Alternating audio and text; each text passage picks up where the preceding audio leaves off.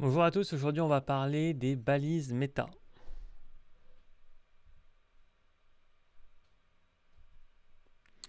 Alors tout d'abord on va commencer par une définition. Alors les balises méta ou balises méta est un élément de code HTML qui décrit le contenu de votre page non seulement au moteur de recherche mais aussi aux internautes qui voient votre site web dans les SERP. Les balises méta sont présentes dans le code de la page et n'importe qui peut les vérifier via le code source du site web. Les moteurs de recherche s'en servent pour déterminer plus facilement le contenu d'une page web. Du coup, ce que j'ai trouvé aussi intéressant de faire, c'était d'indiquer finalement la vision entre guillemets de Google par rapport aux balises méta. Donc c'est une citation qui date de 2020. Donc les balises méta représentent pour les webmasters un excellent moyen de fournir aux moteurs de recherche des informations qui sont sur leur site. Elles peuvent être utilisées pour fournir des informations à toutes sortes de clients et chaque robot ne traite que les balises méta qu'ils comprennent et ignore le reste. Elles sont ajoutées à la section Head de votre page HTML. Donc quelques exemples de méta. Donc par exemple, il peut y avoir donc le titre pour le titre de page, la description, les mots-clés. Donc on peut utiliser des balises méta pour ça. Alors quelques avantages des balises méta. Premièrement, ça permet de garantir une bonne expérience utilisateur, donc notamment par exemple avec les métadescriptions, hein, ça va être des informations ou même les métatitres, c'est des informations finalement qui vont être utilisées par Google et du coup, eh bien, si vous mettez un titre qui est attractif et également une métadescription qui est concise, utile et intéressante, eh bien, du coup, vous allez augmenter vos chances que les gens viennent également sur votre site. Donc ça permet de faire un résumé, par exemple les métadescriptions de votre contenu et du coup ça permet aux utilisateurs de savoir si finalement ils veulent venir sur votre site ou pas.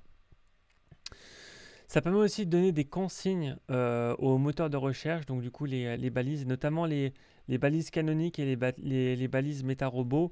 Donc si jamais vous ne savez pas trop ce que c'est une balise canonique, n'hésitez pas à aller voir sur la chaîne, sur ma chaîne YouTube, j'ai fait justement une vidéo consacrée dessus. Mais bref, les balises, ça peut vraiment servir également finalement aux moteurs de recherche pour savoir est-ce qu'il faut considérer certaines pages ou les négliger en fait, ou ne pas les considérer. Donc des exemples de balises méta utiles pour le référencement d'un site web. Donc premièrement, hein, la balise titre. Donc c'est simplement le titre de votre, ça va être le titre de votre page du coup, donc une balise qui va être extrêmement importante parce que du coup, hein, lorsque vous allez par exemple taper un mot-clé dans Google, ça va vraiment être cet élément finalement qui va apparaître en plus gros. Du coup, c'est vraiment ultra important de proposer un titre qui soit le plus aguicheur possible. Autre élément qui est important, c'est la métadescription. Donc toujours hein, dans Google, là donc il y a le titre et donc juste en dessous il va y avoir du coup la métadescription qui est souvent finalement un résumé de ce qu'on va pouvoir retrouver dans le contenu. En tout cas l'idée c'est vraiment de donner envie au lecteur pour se dire voilà finalement ce contenu-là me paraît intéressant parce que le résumé qui en est fait, en tout cas qui est visible depuis Google, peut sembler intéressant. Ensuite, la balise canonique, donc c'est ce que j'ai indiqué tout à l'heure, hein, c'est un contenu, donc du coup une autre vidéo que j'ai pu faire à ce sujet-là. Et donc en fait, ça permet notamment de voir si il y a une autre version de page, d'une page web qui existe. Donc n'hésitez pas à aller voir la vidéo si vous souhaitez en savoir plus à ce sujet-là. Ensuite, balise de texte alternative. Donc là, je vous ai donné l'exemple typiquement donc du coup d'une image. Donc avec donc image source doc.jpg. Donc le nom du fichier, c'est donc chien.jpg. Et ensuite le alt, ça va être typiquement une description hein, de l'image. Et ça, c'est notamment utile. J'ai fait également une vidéo à ce sujet-là pour notamment les gens qui ont des problèmes d'affichage, si pour une raison X ou Y, si l'image ne s'affiche pas, et bien finalement, Google va pouvoir le lire, va pouvoir lire ce texte-là, et c'est également utile pour les non-voyants. Du coup, voilà, Google va indiquer que s'il s'agit d'une image où dessus il y a un chien en fait, d'accord. Ensuite, la balise méta-robot, donc ça c'est surtout c'est intéressant pour justement, comme son nom l'indique, hein, pour les robots de Google. Et ça permet de dire eh bien, finalement à Google qu'il y a certaines pages qu'on va indexer ou ne pas indexer. Donc du coup, c'est extrêmement important d'un point de vue SEO. Ensuite, les balises métagraphiques, voilà, c'est ou Meta Open Graph. C'est des choses en fait qui permettent de faire la liaison notamment entre les réseaux sociaux, donc par exemple Pinterest, Facebook, LinkedIn, Google, avec votre propre site en fait. Du coup, voilà, c'est une méta qui peut être assez importante également. Ensuite, il y a les balises d'en-tête ou les header tags qui peuvent exister. Donc, notamment, c'est super important pour structurer du coup votre contenu, hein, donc avec un titre 1, titre 2, titre 3, etc. C'est des choses qui sont importantes parce que même d'un point de vue, autant d'un point de vue des humains que de Google, hein, les humains vont bien évidemment considérer que le titre 1 est le plus important, titre 2 un peu moins important, titre 3 un peu moins important encore, etc., etc. Et du coup, ça permet de prioriser notamment bien l'importance du contenu et cette importance est également quelque chose qui est considéré par Google. Du coup, pensez à bien structurer vos pages et vos contenus grâce aux headers. Ensuite, balise Meta Responsive Design. Donc bon, ça c'est simplement pour passer. Vous voyez là, c'est un site finalement où il n'y a pas de responsive.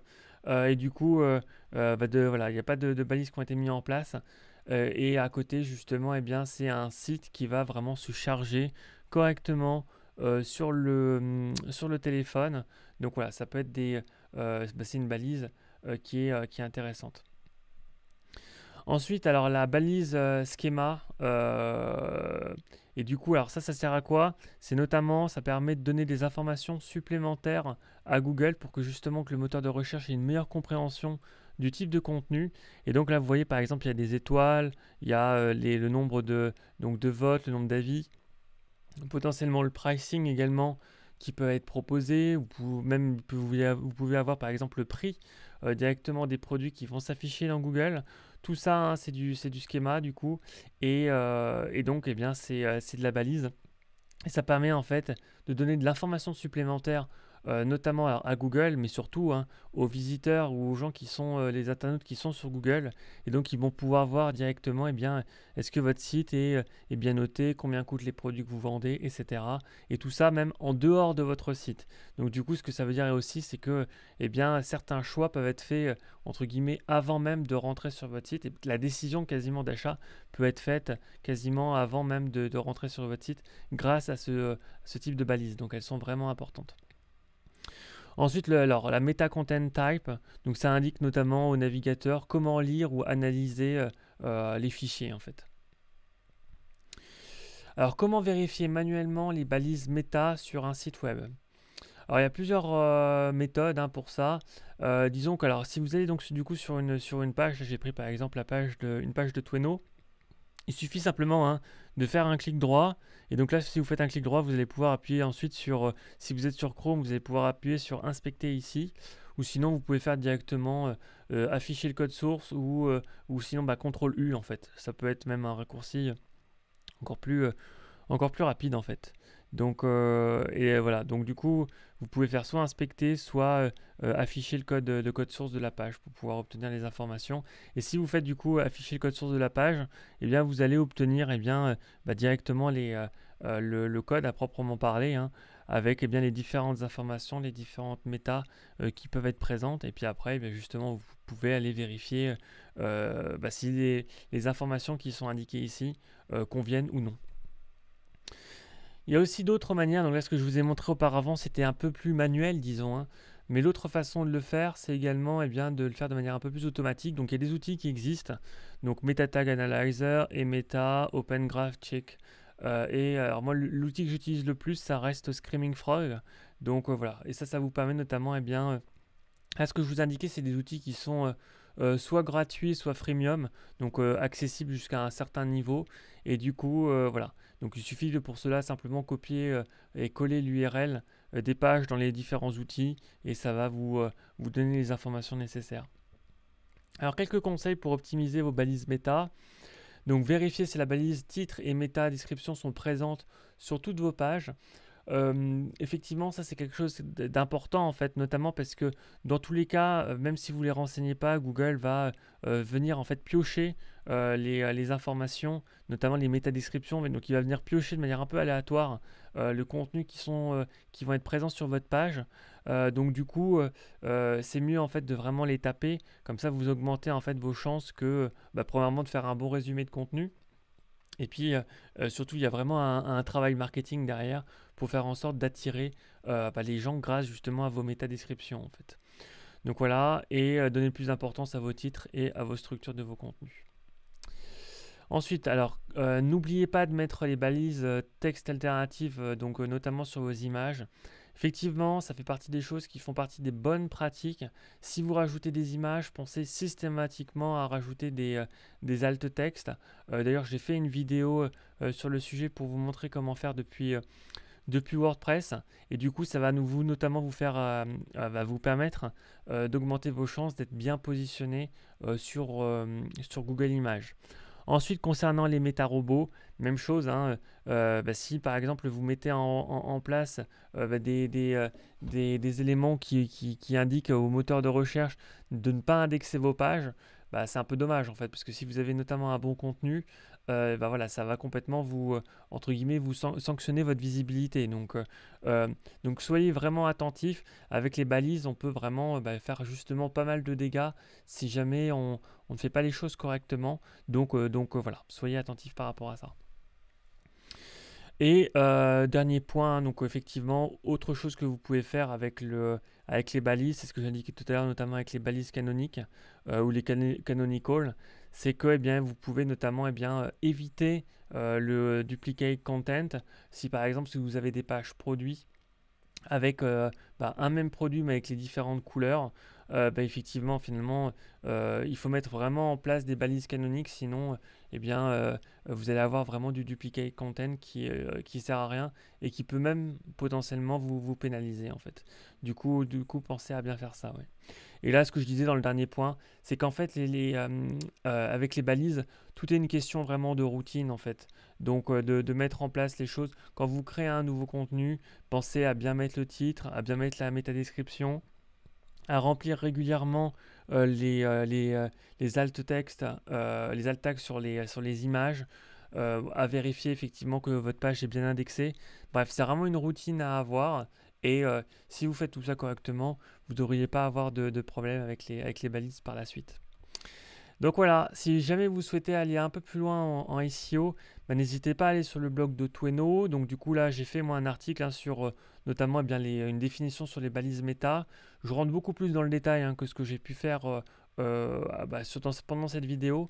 Donc n'hésitez pas à les regarder. Puis si vous êtes un amateur de visuels, de carrousel et de vidéos en général, vous pourrez retrouver plusieurs ressources qui vont vous permettre de vraiment creuser cette thématique beaucoup plus que ce que j'ai pu faire pendant cette vidéo. Autre élément, si vous souhaitez, si vous vous intéressez au SEO, vous pouvez aussi aller jeter un coup d'œil, notamment à la collection Apprendre le SEO que je propose, notamment avec Tweno. Et enfin, dernier point, je propose aussi une formation SEO en ligne, du coup avec plusieurs modules. L'objectif, c'est d'accompagner à la fois des personnes qui lancent un projet web, donc n'ont pas du tout de trafic et qui souhaitent justement émerger avec leur site web, ou également des personnes qui ont déjà un site web avec un peu de trafic et qui souhaitent en avoir beaucoup plus justement grâce au SEO, grâce au référencement naturel. Du coup, si ça vous intéresse, n'hésitez pas à aller sur le site de Tweno pour vous renseigner. Merci à tous pour votre attention et à bientôt.